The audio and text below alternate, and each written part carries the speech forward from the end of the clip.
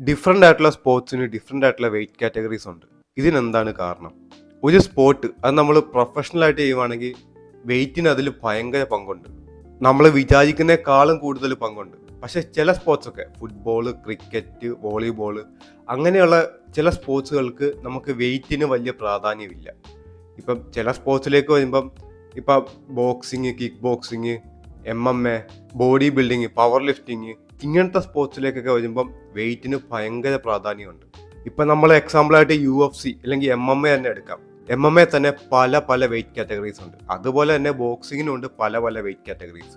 ഈ ഫൈറ്റിൽ മെയിനായിട്ട് ഈ വെയിറ്റ് കാറ്റഗറീസ് വരുന്നത് ഇങ്ങനെയാണ്. ഇപ്പോൾ ഫ്ലൈ വെയിറ്റ് ഡിവിഷൻ ഉണ്ട്, ബാൻഡം വെയിറ്റ് ഡിവിഷൻ ഉണ്ട്, ഫെദർ വെയിറ്റ് ഡിവിഷൻ ഉണ്ട്, ലൈറ്റ് വെയിറ്റ് ഡിവിഷൻ ഉണ്ട്, വെൽട്ടർ വെയിറ്റ് ഡിവിഷൻ ഉണ്ട്, മിഡിൽ വെയിറ്റ് ഡിവിഷൻ ഉണ്ട്, ലൈറ്റ് ഹെവി വെയിറ്റ് ഉണ്ട്, ഹെവി വെയിറ്റ് ഡിവിഷൻ ഉണ്ട്. അങ്ങനെ ഇത്രയും വെയിറ്റ് കാറ്റഗറീസ് ആണ് നമ്മുടെ ഫൈറ്റിലേക്ക് വരുമ്പോൾ. പക്ഷെ അതുപോലെ തന്നെ പവർ ലിഫ്റ്റിങ്ങിനും ഉണ്ട്. പവർ ലിഫ്റ്റിങ്ങിനും ഇതുപോലെ പല വെയിറ്റ് കാറ്റഗറീസ് ഉണ്ട്. പവർ ലിഫ്റ്റിങ്ങിലേക്ക് വരുമ്പോൾ മെയിലിനും ഫീമെയിലിനും ഡിഫറെൻറ്റ് വെയിറ്റ് ക്ലാസ്സസ് ആണ്. പക്ഷേ ഈ പവർ ലിഫ്റ്റിംഗ് വെയിറ്റ് തുടങ്ങുന്നത് 47 കിലോ, 49 കിലോ അങ്ങനത്തെ ഒരു ക്ലാസ്സിലാണ് തുടങ്ങുന്നത്. എന്നിട്ടത് 59 കിലോ, 66 കിലോ, 74 കിലോ, 83 കിലോ അങ്ങനെ അതങ്ങ് മേലോട്ട് പോകും. പക്ഷേ പവർ ലിഫ്റ്റിങ്ങിലേക്ക് വരുമ്പം എനിക്ക് പവർ ലിഫ്റ്റിങ്ങിനെ പറ്റി വലുതായിട്ട് അറിഞ്ഞുകൂടാ. പക്ഷേ എനിക്കറിയാവുന്ന പവർ ലിഫ്റ്റേഴ്സ് എൻ്റെ അടുത്ത് പറഞ്ഞിട്ടുള്ളതെന്ന് വെച്ചാൽ, എക്സാമ്പിൾ ഇപ്പം എനിക്ക് എൻ്റെ ഒപ്പോണൻറ്റിനേക്കാളും 2 കിലോ വെയിറ്റ് കുറവാണ്. എനിക്ക് 58 കിലോ ഉള്ളൂ, ഒപ്പോണൻറ്റിന് 60 കിലോ ഉണ്ട്. അപ്പം ഞാൻ 100 കിലോ ലിഫ്റ്റ് ചെയ്തു, എൻ്റെ ഒപ്പോണൻറ്റ് 100 കിലോ ലിഫ്റ്റ് ചെയ്തു. പക്ഷേ എൻ്റെ ഒപ്പോണൻറ്റിനേക്കാളും കൂടുതൽ പോയിന്റ് എനിക്ക് കിട്ടും. കാരണം എനിക്ക് 2 കിലോ കുറവായിരുന്നു.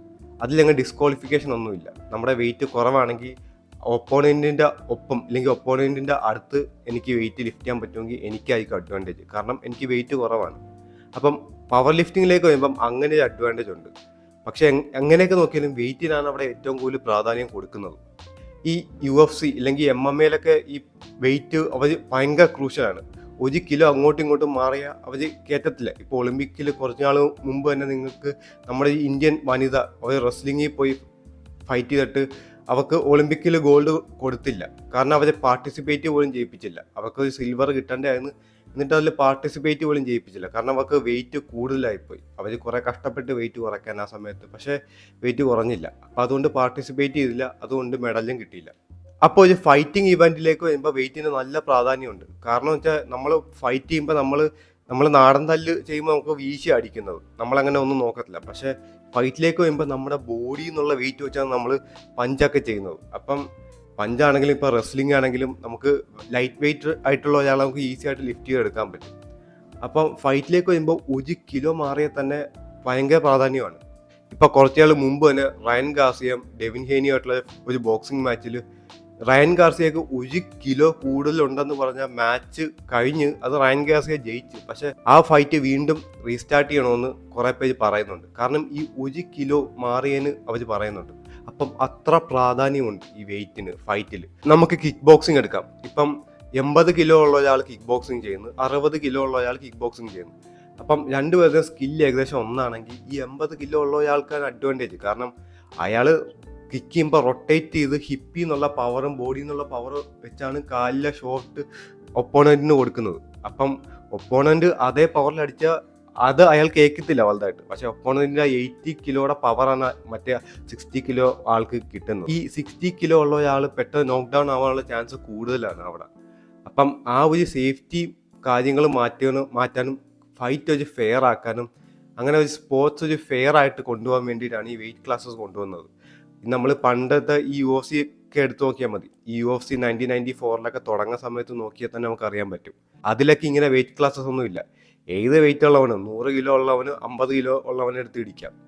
അങ്ങനെ എന്തും പറ്റും. അപ്പം ഈ സ്പോർട്സ് ഒരു ഡെഡ്ലി വെയിലേക്ക് പോകുമ്പോഴാണ് ആളുകൾ ഇങ്ങനെ തീരുമാനിച്ചത്, നമുക്കിത് പക്കയാക്കണം, ഈ ബോക്സിങ്ങിൻ്റെ റൂൾസ് തന്നെ നമുക്ക് ഇതിലും എടുക്കണം, നമുക്കിതിൽ വെയിറ്റ് ക്ലാസ്സസ് കൊണ്ടുവരണം.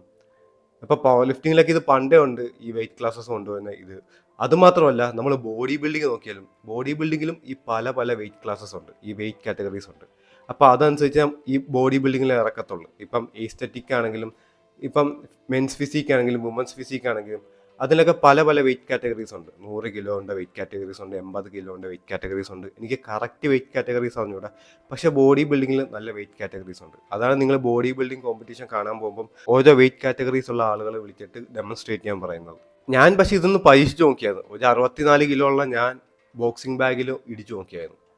എനിക്ക് അത്യാവശ്യം നല്ല ബോക്സിംഗ് സ്കില്ലൊക്കെ ഉണ്ട്. പക്ഷേ അപ്പം എനിക്ക് ആ ബോക്സിംഗ് ബാഗ് വലുതായിട്ട് മൂവ് ചെയ്യുന്നത് എനിക്ക് കാണാൻ പറ്റിയില്ല. കാരണം എൻ്റെ 64 കിലോയിൽ ഇടിച്ചപ്പം എനിക്ക് അത്ര ഒരു പവർ, എന്നാലും നന്നായിട്ട് ഞാൻ പവർ കൊടുത്ത്. പക്ഷേ അതേപോലെ തന്നെ ഒരു 95 കിലോ ഉള്ള എൻ്റെ ഒരു ഫ്രണ്ട്, പുള്ളിക്ക് അത്ര ബോക്സിംഗ് സ്കിൽസ് ഒന്നും ഇല്ല. പക്ഷേ ഈ ബേസിക് ആയിട്ടുള്ള ജാബും ക്രോസും ഹുക്കൊക്കെ അറിയാം. അപ്പം പുള്ളി അതിലേക്കൊന്ന് ഒരു ജാബ് ചെയ്തു. പക്ഷെ അത് ചെയ്തതെന്ന് വെച്ചാൽ പുള്ളിയുടെ ഹിപ്പിൽ നിന്നുള്ള, പുള്ളിയുടെ ബോഡിയിൽ നിന്നുള്ള പവർ ജനറേറ്റ് അടിച്ചത്. അപ്പം എന്നേക്കാളും ഒരു 3 ടൈംസ് കൂടുതൽ പവറാണ് ആ ബാഗിൽ പുള്ളിക്ക് ഇടിക്കാൻ പറ്റിയത്. അപ്പം ഞാൻ അതേ പഞ്ച് പുള്ളിക്ക് കൊടുത്ത്, പുള്ളി അതേ പഞ്ച് എനിക്ക് തന്നാൽ ഞാൻ താഴെ കിടക്കും എനിക്ക് കിട്ടിക്കഴിഞ്ഞാൽ.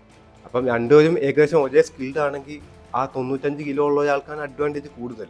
ഇതുപോലെ തന്നെ എല്ലാ സ്പോർട്സിലും ഇങ്ങനെ വെയിറ്റിന് കാറ്റഗറീസ് ഉണ്ട്. ഞാൻ ഫൈറ്റിൽ കുറേ നാളായിട്ട് പ്രാക്ടീസ് ചെയ്യുന്നതുകൊണ്ടാണ് എനിക്ക് അതിൽ കുറേ അറിവുള്ളത്.